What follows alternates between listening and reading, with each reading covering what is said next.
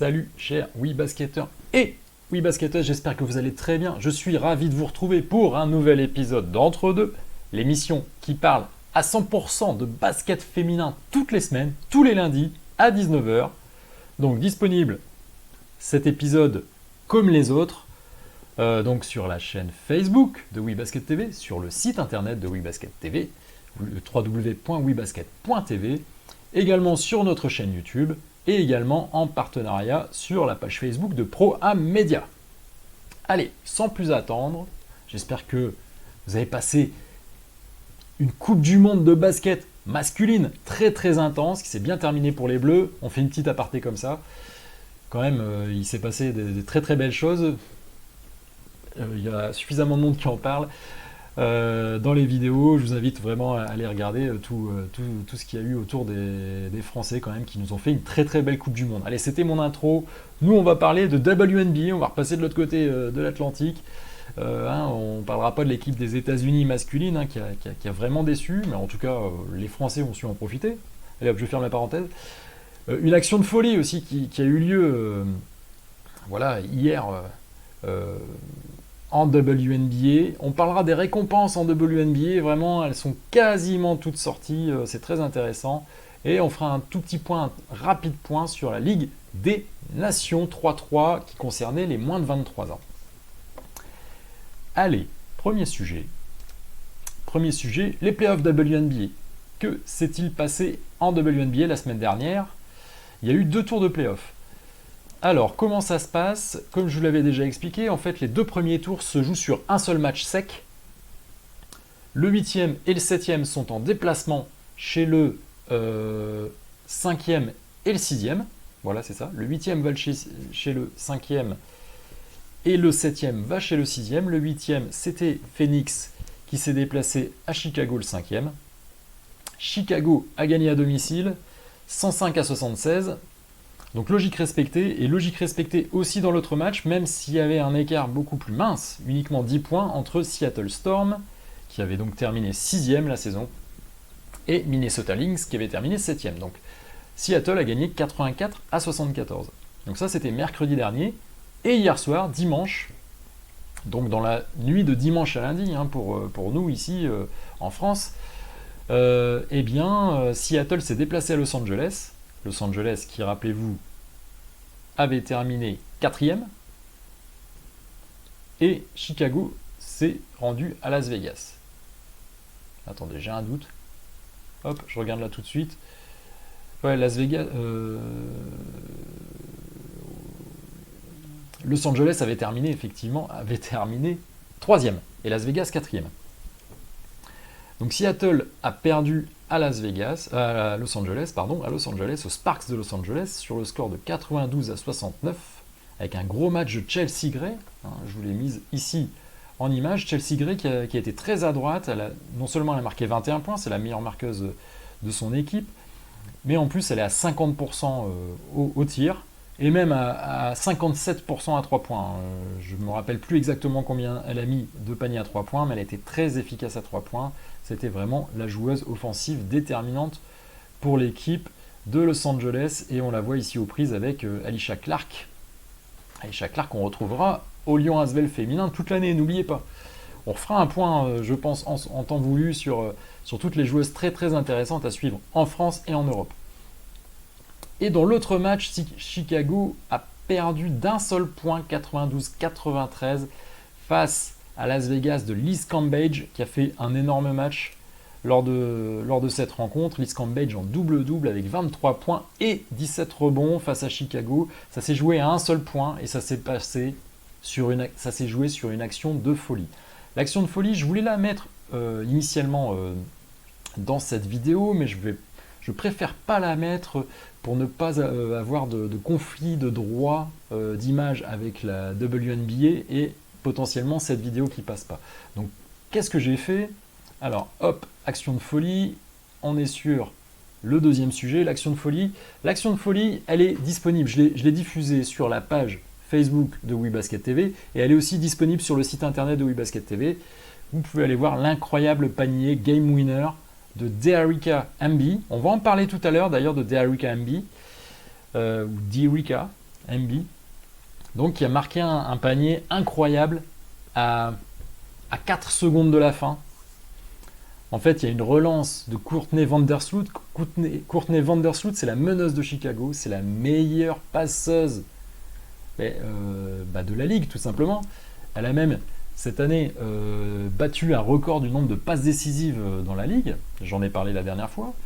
De mémoire, c'est 300 passes décisives dans une saison, donc en 34 matchs, en saison régulière. Mais Courtney Vandersloot, à 8 secondes de la fin, elle remonte la balle, il y a une pression défensive de Las Vegas, et elle se déchire un peu, elle panique un petit peu, elle envoie une balle assez risquée vers l'avant, et Derrick Hamby intercepte, vous verrez la vidéo, elle intercepte, elle fait quelques dribbles, elle arrive dans le terrain, il reste 4 secondes, mais elle shoot quasiment au milieu de terrain, et ça fait filoche. Alors, gros problème au niveau de James Wade. James Wade était juste, donc le coach de Chicago, était juste tout près de la ligne.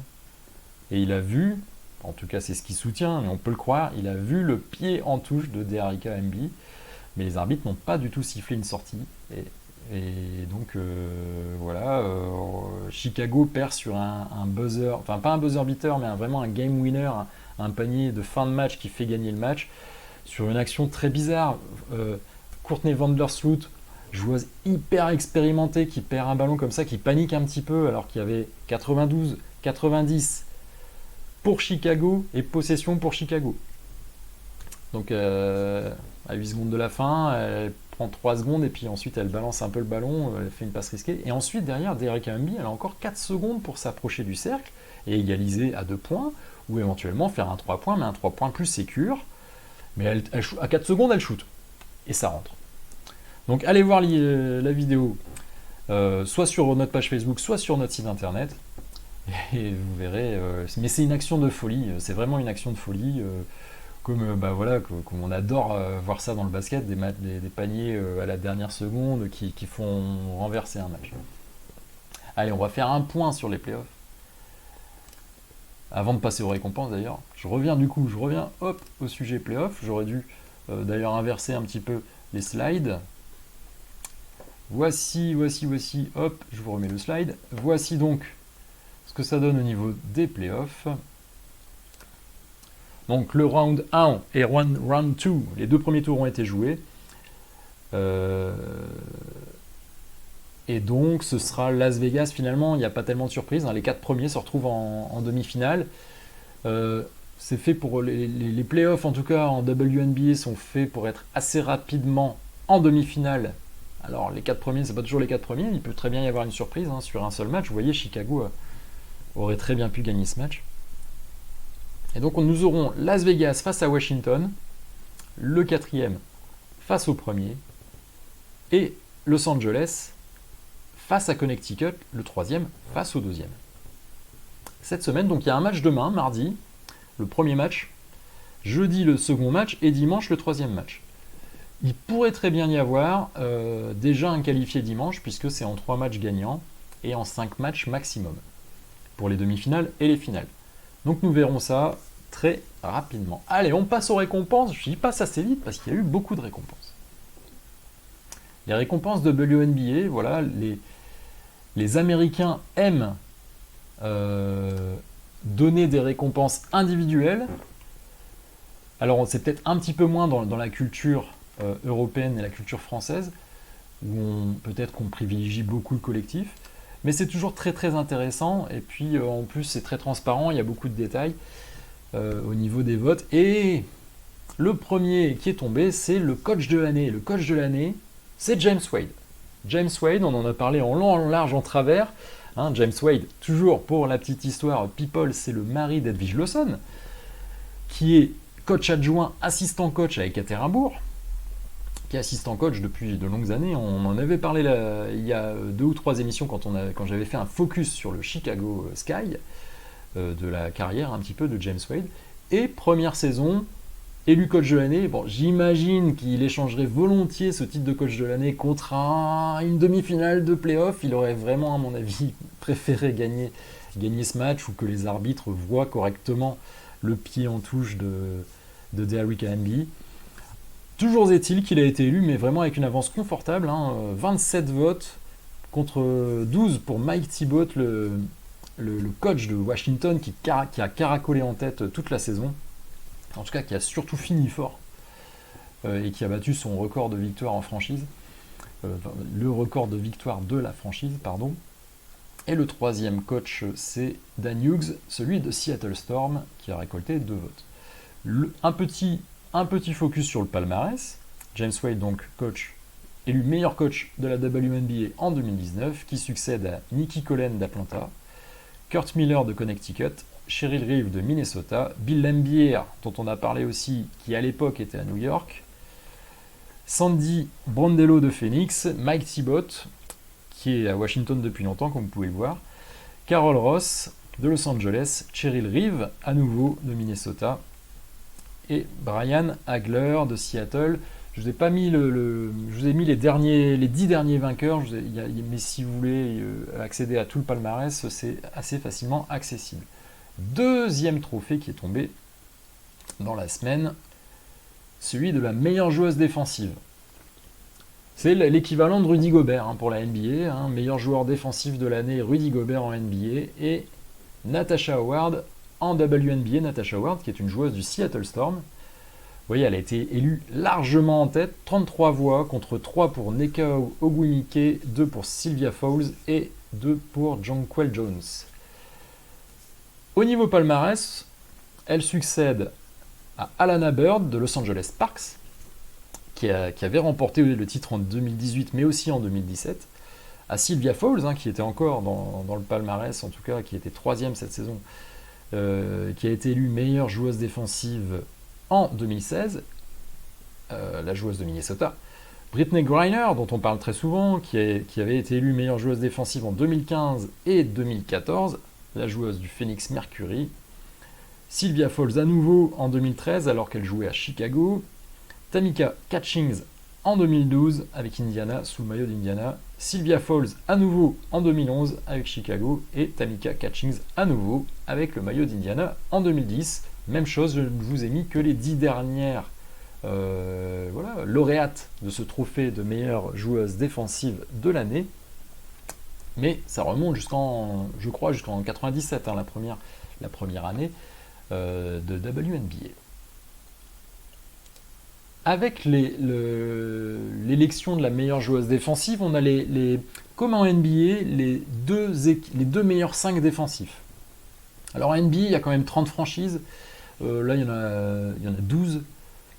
Il faut relativiser aussi. Ils auraient peut-être pu en faire qu'une seule d'équipe de meilleurs 5 défensifs, parce qu'il y a quand même 2 fois moins de joueuses que de joueurs en NBA. Toujours est-il que voilà, on va en parler quand même. Le meilleur 5, c'est Natasha Howard, on en a parlé. Jonquel Jones, on en a parlé également. Jonquel Jones de Connecticut. Nneka Ogwumike de Los Angeles. Jasmine Thomas de Connecticut. Jonquel Jones et Jasmine Thomas, j'en ai parlé dans la dernière vidéo consacrée au Connecticut Sun. Jordyn Canada, elle qui joue à Seattle Storm. Dans le deuxième meilleur 5 défensif, nous avons Alicia Clark de Seattle Storm, la joueuse du Lyon Asvel féminin. Alyssa Thomas, l'autre Thomas de Connecticut. Ariel Atkins de Washington. Brittney Griner de Phoenix. Et Natasha Cloud de Washington. Allez, trophée suivant, c'est parti. On continue. On fait tourner les serviettes.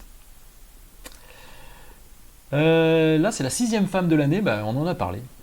En long, en large et en travers, Derricka Hamby. Alors là, quasiment à l'unanimité. À chaque fois, il y a 43 votes sur tous les trophées. Quasiment à l'unanimité. 41 voix pour Derricka Hamby et il y a eu 2 voix pour Ariel Powers, la joueuse des Washington Mystics. Le palmarès, Derricka Hamby succède à Jonquel Jones en tant que meilleure 6e femme de l'année. Jonquel Jones, maintenant, elle est plus 6e femme, elle est vraiment dans le 5 majeur. Sugar Rogers, qu'on a vu passer en France faire 2 piges ces dernières années, qui à l'époque était à New York. Jantel Lavender de Los Angeles, Hailey Quigley qui maintenant est dans le 5 de Chicago, Elle a été meilleure sixième femme 2 années de suite, en 2015 et en 2014.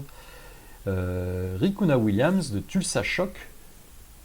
Tulsa Shock de Denver. Qu'est-ce que c'est devenu? Je me rappelle même plus la nouvelle franchise de ces équipes-là. J'en ai parlé, mais en tout cas, Tulsa, c'était Détroit, Tulsa et Las Vegas. Maintenant, c'est Las Vegas. Renée Montgomery, qui a fait un court passage à Charleville, qui avait été élue meilleure sixième femme en 2012 lorsqu'elle était à Connecticut, et de Johanna Bonner 2 années de suite en 2011 et 2010 lorsqu'elle était à Phoenix. Même chose, je vous ai mis les 10 dernières saisons. Allez, on est à la moitié, grosso modo on est à la moitié. J'allais dire c'est presque fini, mais on est plutôt à la moitié. Encore un trophée de la meilleure rookie. Rookie de l'année, Nafisa Collier. On en avait parlé lorsqu'on avait évoqué les Minnesota Lynx. Elle a été élue de façon assez confortable quand même malgré la très très forte fin de saison d'Arike Ogunbowale dont on a parlé la dernière fois, qui s'était rendu, qui avait réussi à faire une saison assez exceptionnelle en termes de scoring, puisqu'elle s'est classée 3e meilleure scoreuse en tant que rookie de l'histoire. Mais Nafisa Collier est une joueuse beaucoup plus complète et donc qui a remporté le trophée de meilleure rookie de l'année. Joueuse beaucoup plus complète, c'est-à-dire qu'elle cumule plusieurs compétences, notamment le scoring, mais aussi le passing et puis les rebonds. Elle est active sur tout l'ensemble du jeu et aussi des deux côtés du terrain. Et puis elle a vraiment tenu un très très haut niveau toute l'année. Elle succède à AJ Wilson, on en avait parlé, AJ Wilson qui est l'une des deux intérieurs majeures de Las Vegas, avec Liz Cambage.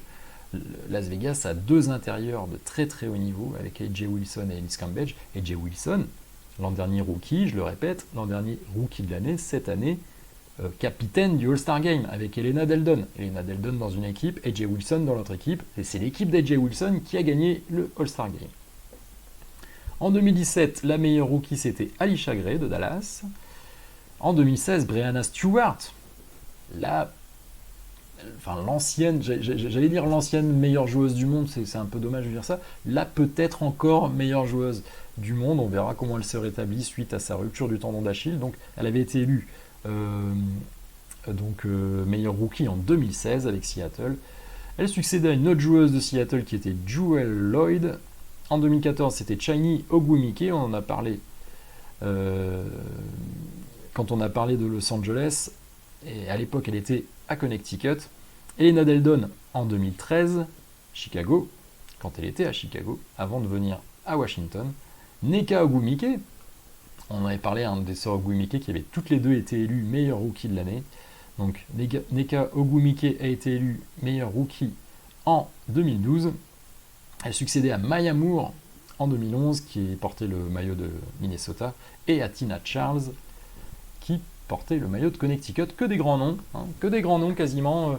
Alors, Alisha Gray et Jewel Lloyd tardent à confirmer, mais toutes les autres joueuses sont devenues assez rapidement des joueuses majeures de la ligue.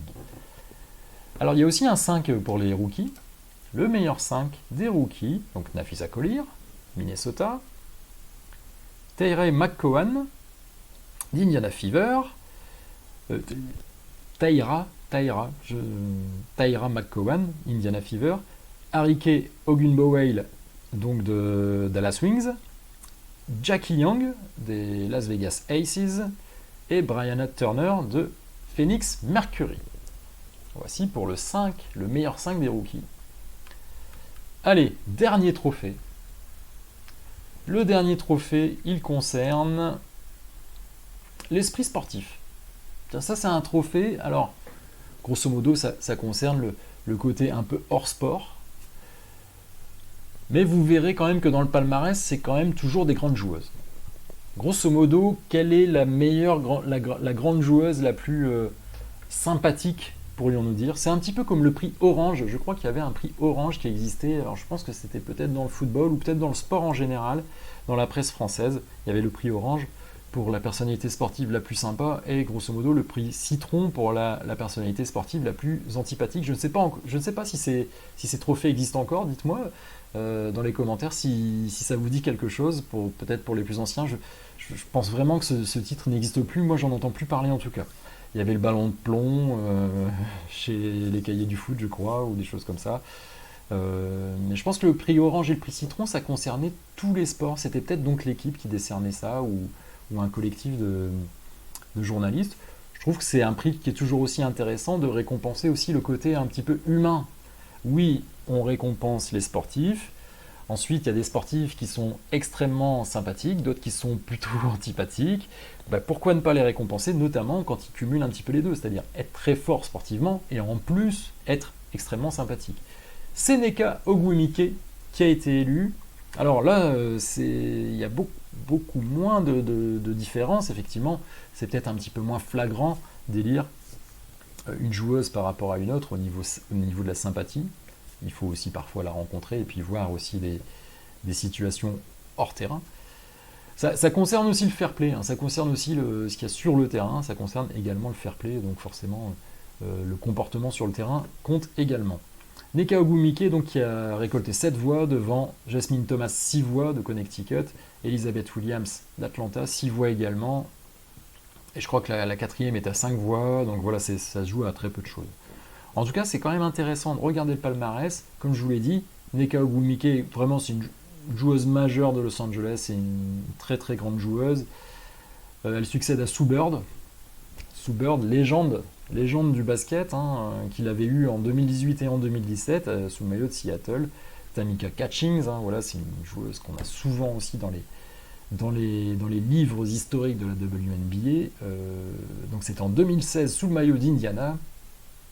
Delisha Hamilton-Jones sous le maillot d'Atlanta en 2015. Becky Hammon, San Antonio Stars.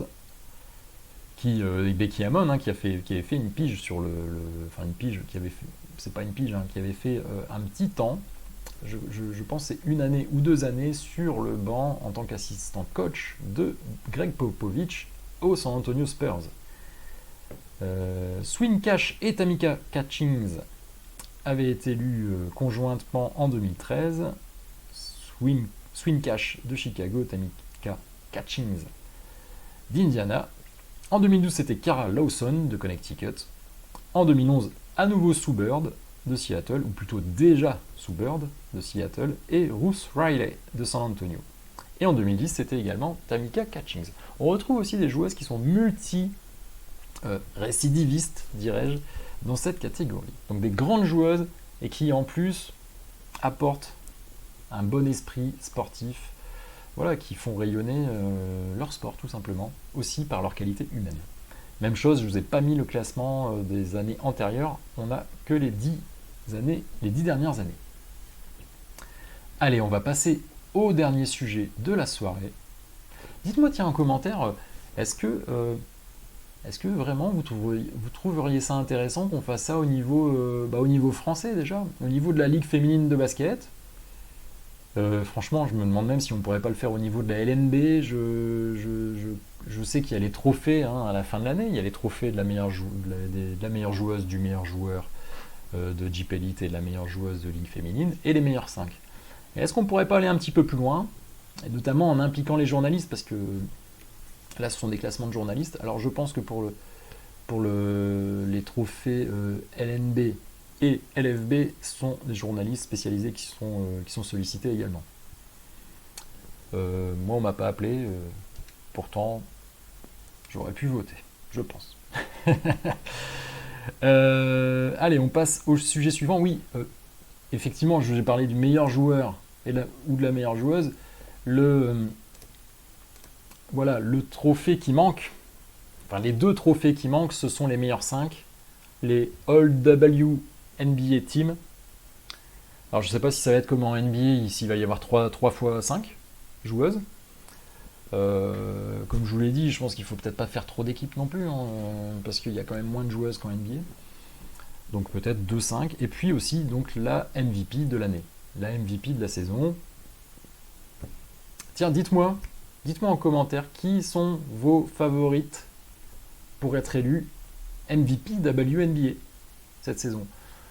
J'ai un tout petit peu ma petite idée, mais je veux absolument pas vous influencer. Allez, librement, dites-moi qui va gagner le titre WNBA MVP. Meilleure joueuse WNBA. Qui va gagner? Mettez-moi ça en commentaire. On va passer au dernier sujet. Le dernier sujet, c'est un rapide point sur la Ligue des Nations de basket 3-3 et en U23. J'ai compris que personne n'était vraiment fou du 3-3, en tout cas pas sur les amateurs de basket 5-5 classique. Bon, le 3-3, ça commence, mais il n'y a pas encore vraiment d'intérêt particulier. Donc je en parle quand même. Là, c'est U23, en plus, c'est pas une compétition senior. On en parle quand même parce que les Françaises et les Français sont très forts en basket 3-3. En tout cas, la Fédé française envoie des très bons joueurs. Il y a quelques nations en face qui envoient aussi des très bons joueurs. On retrouve un peu toujours les mêmes quand même. Et en fait, donc ça s'est passé ce week-end. Et la France n'a pas gagné chez les filles. La France a gagné chez les garçons. Vous les voyez là sur l'affiche. Et les filles ont chuté en finale. Donc comme Entre deux est une émission qui se consacre au basket féminin, on va parler un tout petit peu plus des filles. Bravo les garçons quand même, bravo les garçons, parce que le 3-3 chez les garçons, ça a l'air un petit peu plus difficile quand même de percer pour les garçons de l'équipe de France, hein, que ce soit en senior. Donc en senior, hein, rappelez-vous, à l'Euro 3-3, les garçons ont fini vice-champion d'Europe. Quand même très très bien, alors que au niveau palmarès, les filles sont installées depuis plus longtemps. Et là, l'équipe U23, malheureusement féminine, a chuté face à la Russie de 3 points uniquement, donc 13-16. Un petit point, voilà, sur la composition de l'équipe 3-3 féminine. Lisa Berkani, Myriam Djekundade, ou Djekundad, je ne sais pas, Victoria Majeko Dunni et Catherine Mosengo Massa. Donc ça, c'était les 4 joueuses qui constituaient l'équipe 3-3 et qui est donc médaillée d'argent à la Ligue des Nations. Félicitations à elle, tout de même. Une médaille d'argent, ça reste un beau palmarès, c'est moins bien que l'or, bien entendu, mais c'est quand même très très bien. Et puis encore des médailles, même aux places d'honneur pour le basket français. Là, le 3-3 est très fort chez les Français et les Françaises. Et le 5-5 aussi. Même si, en fait, ça manque un tout petit peu de titres. La médaille d'or. Alors, le 3-3 féminin a gagné la médaille d'or. Le 3-3 masculin a gagné un titre chez les jeunes, en U23.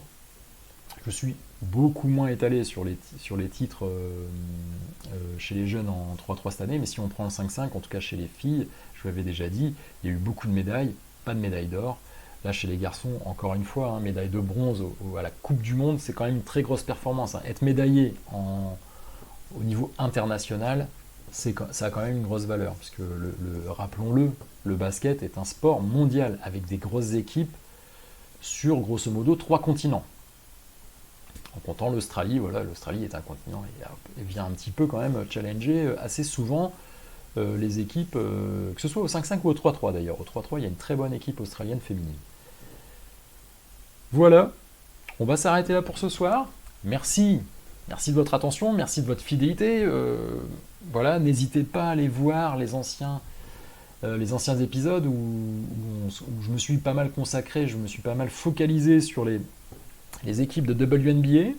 Bientôt l'arrivée de la Ligue féminine, bientôt l'arrivée de l'Euroleague.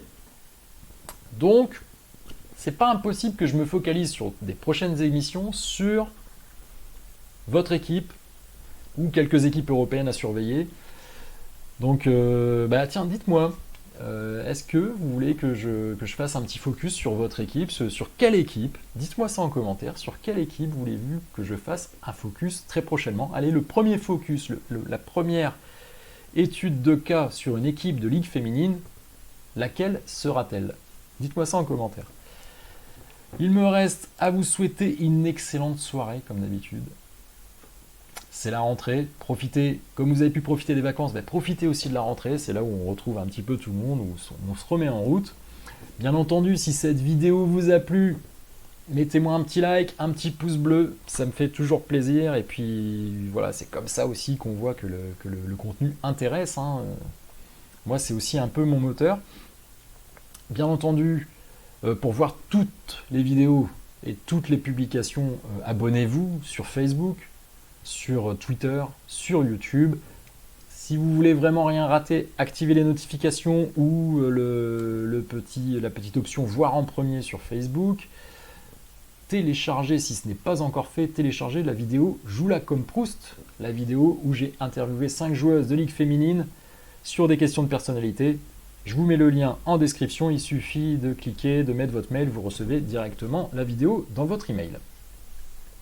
Ah oui, petite chose aussi, je recrute toujours des nouveaux bénévoles pour écrire des textes, pour publier des choses sur les réseaux sociaux, pour faire de la recherche sur les vidéos, pour aller chercher des petites pépites sur le basket.